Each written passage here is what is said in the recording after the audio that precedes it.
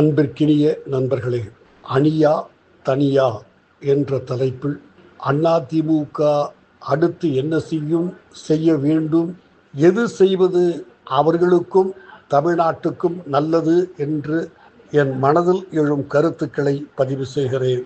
எனக்கு தெரிந்தவரை தமிழ்நாட்டில் எந்த கட்சியும் தனித்திருந்து ஆட்சியை பிடிக்கிற அளவுக்கு பலத்தோடு இல்லை என்பது நான் உணர்ந்த உண்மை. இது திமுகவுக்கும் பொருந்தும், அண்ணா திமுகவுக்கும் பொருந்தும், எல்லா கட்சிகளுக்கும் பொருந்தும். காங்கிரஸ் என்பது அநேகமாக எங்கோ கண்களில் படாமல் இருக்கிறது என்கிற அளவை தாண்டி பெரிய அளவில் பேசப்படுகிற கட்சியாக காங்கிரஸ் இல்லை. அண்ணா திராவிட முன்னேற்ற கழகம் மறுக்க முடியாத அளவுக்கு எல்லா இடங்களிலும் நிறைந்திருக்கிறது. திரு எடப்பாடி பழனிசாமி அதனுடைய பொதுச் செயலாளர் அவ்வப்போது கட்சியை கலகலப்பாக அமைத்துக் கொண்டிருக்கிறார். அது டானிக்கா, வைட்டமின் மாத்திரைகளா, ஊசிகளா என்று உறுதியாக என்னால் சொல்ல முடியாவிட்டாலும் கலகலப்புக்கு குறையாமல் பார்த்து கொண்டிருக்கிறார். அவர் கட்சியிலே வெளியே சொல்லப்படுகிற மாற்று கருத்துக்கள் கூட அவருடைய ஜாதக ராசி அவருக்கு சாதகமாக அது மாறுகிறது. வாரத்துக்கு ஒரு முறை தமிழ்நாட்டினுடைய பேசு பொருளாக இருப்பவர் திரு எடப்பாடி பழனிசாமி மட்டுமே. என்னதான் திரு ஸ்டாலின் அவர்கள் அப்பா என்று என்னை அழைக்கிறார்கள் என்று சொல்லிக் கொண்டாலும் அவர் கிட்டத்தட்ட ஒதுக்கப்பட்டு விட்டவர் என்பதை அவர் உணர்ந்தே இருக்கிறார் என்று நான் மனமாற நம்புகிறேன். திரு ஸ்டாலினுடைய மிகப்பெரிய தோல்வி என்பது இது சரித்திரத்தில் எப்போதும் நடைபெறுகிற விஷயம்தான். தன்னைத்தானே அறிவாளியாக நினைத்துக் கொள்ளுகிற, மாபெரும் மேதையாக காட்டிக்கொள்ளுகிற மனிதர்கள் கடைசியிலே தோற்றுத்தான் போயிருக்கிறார்கள்.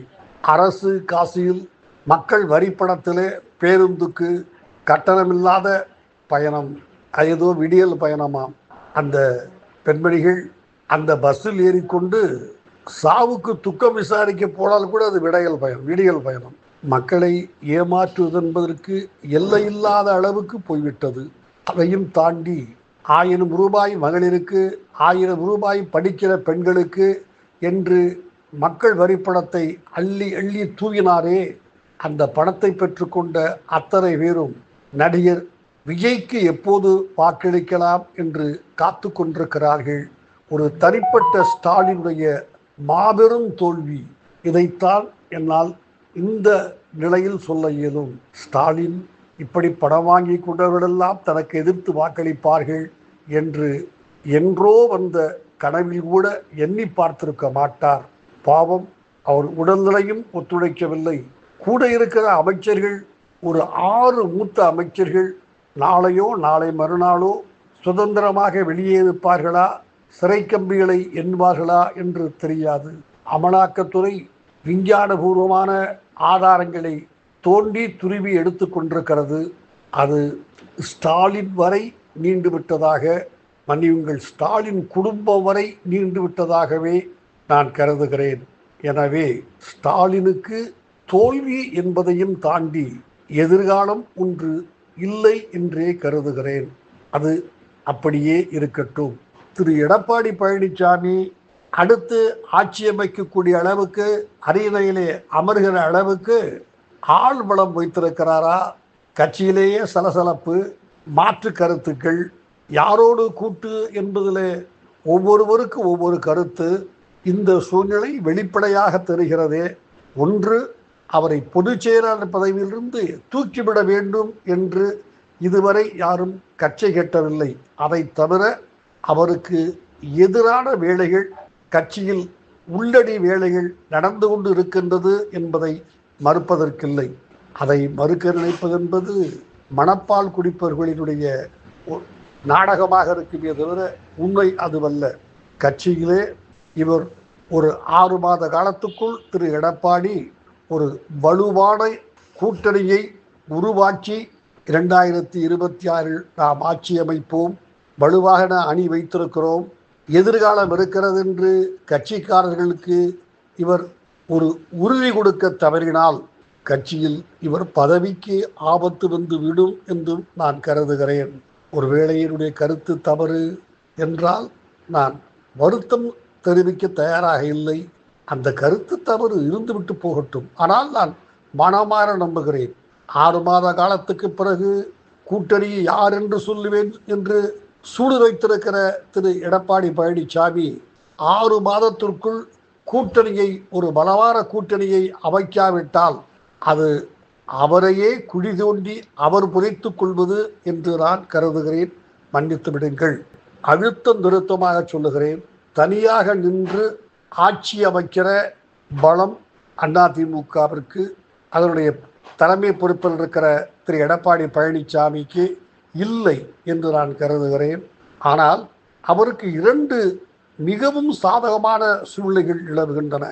அதை அவர் எவ்வளவு விரைவில் நாசுக்காக, நயம்பட, திறமையோடு, வெளியே தெரியாமல் சிரித்து கொண்டே கோபங்களை உள்ளடக்கி வழிகளை தாங்கிக் கொண்டு அவர் கையாளுகிறார் என்பதுதான் அவர் எதிர்காலத்தை முடிவு செய்யும். இது இறைவனோ இயற்கையோ அவருக்கு வைத்திருக்கிற ஒரு சோதனை. இதை அவர் தாண்டித்தான் ஆக வேண்டும். இன்றைய சூழ்நிலையில் அவர் ஒரு வலுவான கூட்டணியை அமைத்து முதல்வர் நாற்காலியில் அமர விட்டால் 26இல் அதிமுக என்ற கட்சி அநேகமாக இல்லாமல் போய்விடும். மறுபடியும் நான் உங்களிடம் மன்னிப்பு கேட்டுக்கொள்ளுகிறேன். ஆனால் இதை நான் சொல்லாவிட்டால் என் கடமையிலிருந்து நான் தவறியவனாவேன் என்றே மனமாற மிகுந்த பரிவோடு கருதுகிறேன். எனவே ஒரு 6 மாத காலத்திற்குள் ஒரு பலம் வாய்ந்த கூட்டணியை கட்டமைக்க வேண்டும். அது வெல்லுகிற கூட்டணி ஆட்சி அமைக்கலாம் என்கிற எண்ணத்தை அழுத்தம் திருத்தமாக மக்கள் மனதிலே, குறிப்பாக அவர் கட்சி முன்னணி தலைவர்கள் மத்தியிலே பதிய வைக்க வேண்டும். அது மட்டும்தான் வெற்றியை தேடித்தரும். திரு எடப்பாடி பழனிசாமியினுடைய ஜாதக விசேஷம் 2 சாதகமான, பெரும் சாதகமான விஷயங்கள் இருக்கின்றன. ஒன்று, திரு அன்புமணி ராமதாஸுக்கு டெல்லி போய் வருகிற அளவுக்கு ஒரு எம்பி பதவி தேவைப்படுகிறது. இன்னும் 2 மாதத்தில் அவர் தன்னை ஒரு எம்பியாக நிலைநிறுத்திக் கொள்ளவில்லை என்றால், கோபமாக டாக்டர் ராமதாஸ் சொன்னாரே, இது என் கட்சி, என்னை எதிர்ப்பவர்கள் கட்சியை விட்டு போய்விடலாம் என்று, அந்த நிலையே இவர் ஒரு எம்பி பதவியை பெறாவிட்டால் இவருக்கு ஏற்பட்டுவிடும் என நான் கருதுகிறேன். எனவே அவர் ஒரு ஏப்ரல் மே மாதத்திற்குள் ஒரு ராஜ்யசபா எம்பி யார் தருகிறார்களோ அவர்களோடு 26 தேர்தலில், சட்டமன்ற தேர்தலில் கூட்டு என்று ஒரு கையெழுத்திட்டால்தான் அவருக்கும் எதிர்காலம், அதிமுகவுக்கும் எதிர்காலம். திமுகவிடம் போய் எம்பி பதவி அவர் கேட்க இயலாது. பாஜக கொடுப்பதற்கு தமிழ்நாட்டில் வாய்ப்பில்லை. ஒருவேளை இவருக்காக பாஜக வெளி மாநிலத்தில் கொடுக்கக்கூடும். இலகணேசனுக்கு கொடுத்ததை போல, ப சிதம்பரத்துக்கு மகாராஷ்டிராவில் கொடுத்ததை போல கொடுக்க இயலும். ஆனால் தமிழ்நாட்டு அரசியலை விட்டு அவர் அப்புறப்படுத்தப்பட்டு விடுவார். அது அன்புமணியுடைய கிட்டத்தட்ட தற்கொலைக்கு சமம். எனவே இங்கிருக்கிற ஒரே கட்சி அவரை எம்பியாக்க முடியுமானால் அது அதிமுக மட்டும்தான். எனவே இந்த அதிமுகவுக்கு இது மிக சாதகமான ஒரு காரணியாக நான் கருதுகிறேன். அவர் பேசி முடித்துவிட்டால், ஒருவேளை 2 அமைச்சர்கள் எங்களுக்கு வேண்டும் என்று திரு அன்புமணி கட்சிக்காரர்கள் கேட்டால் கூட ஒப்புக்கொள்ள வேண்டிய நிலையில்தான் திரு எடப்பாடி இருக்கிறார் என்று நான் கருதுகிறேன். வாய்ச்சபடால்கள், சவால்கள், வெற்றி பேச்சுக்கள் அரசியலில் பயனளிக்காது. ஒரு 20 எம்எல்ஏக்கள் வேண்டும், செலவுக்கு பணம் வேண்டும், 2 அமைச்சர்கள் எந்த துறையாக இருந்தாலும் சரி என்று அவர்கள் கேட்டால் ஒப்புக்கொள்வதுதான் சிறந்தது என்று நான் மிகுந்த பரிவோடு நினைக்கிறேன். அதற்கு பிறகு அதிமுகவின் தலைமை பொறுப்பில் இருக்கிற திரு பழனிசாமி முடிவெடுக்க வேண்டும். இன்னொரு கட்சி தவேக, பாட்டாளி மக்கள் கட்சி அதிமுகவுடன் ஒரு ஒப்பந்தம் போட்டு 2026 தேர்தலுக்கு கையெழுத்து போட்ட அடுத்த நொடியிலிருந்து தாவேகா ஒரு பயம் வந்துவிடும். தனியாக தேர்தலை சந்திக்கிற ஆற்றல் உள்ளவர்கள், தேர்தல் யுக்தி தெரிந்தவர்கள், அனுபவப்பட்டவர்கள் அங்கு இல்லை என்பதுதான் உண்மை. ஒரு பழைய கதை, நடந்த கதை இப்போது சொல்லுவது பொருத்தமாக இருக்கும் என்றே கருதுகிறேன். அதியமானுக்கும் மிகச் சுருக்கமாகவே நான் சொல்லுகிறேன். அதியமானுக்கும் அரசன் அதியமானுக்கும் ஔவையாருக்கும் இருந்த நட்பு எல்லோருக்கும் தெரியும். அந்த அதியமானுக்கு ஒரு சிக்கல், பக்கத்து நாட்டு அரசனோடு பகை. போர் என்று ஒன்று மூடுமானால் அதியமான் தோற்று போய்விடுவார், பக்கத்து நாட்டு அரசன் வென்று விடுவான் என்பது யதார்த்த சூழ்நிலை. அதியமான் ஔவையாரை அழைத்து என்ன செய்யலாம் என்று கேட்க, ஔவையார், நான் போய் பேசிவிட்டு வருகிறேன், இது ஒரு 10 நிமிடம் சொல்லக்கூடிய கதை, சுருக்க வேண்டும் என்பதற்காக தாவி தாவி சற்று வேகமாக தளர்வாக இல்லாமல் இதை சொல்லுகிறேன். அடுத்த நாட்டுக்கு போகிறார். அடுத்த நாட்டு அரசன், இவர் எதற்காக வந்திருக்கிறார்? சமாதானம் பேசத்தான் வந்திருக்கிறார். எப்படியாவது இவர் அதியமானை காப்பாற்ற வேண்டும், யுத்தத்தை ஒரு போர் விடாமல் தடுக்க வேண்டும் என்பதுதான் இவருடைய எண்ணம் என்று முற்றுமாக உணர்ந்து கொண்ட அந்த நாட்டு அரசன் அம்மையாரை அழைத்து உபச்சாரம்லாம் செய்துவிட்டு, அம்மா வந்திருக்கிறீர்கள், முதலாக இந்த அரண்மனையை சுற்றி பாருங்கள் என்று அழைக்கிறான். ஔவையாரும் ஒரு பண்பாடு கருதி அவன் கூட போகிறார். அவன் ஒன்றும் ஔவையாரை சமையல் கட்டுக்கு அழைத்து போய் விடவில்லை, தன்னுடைய ஆயுத சாலைக்கு அழைத்து போய் அங்கிருக்கிற ஆயுதங்களை எல்லாம் ஒவ்வொன்றாக காண்பித்து விளக்குகிறான். இது இந்த வலிமை பெற்றது, இது இந்த திறன் உடையது, இத்தனை பேரை ஒரே அம்பில் அடிக்க முடியும் என்பது போன்ற விஷயங்கள்.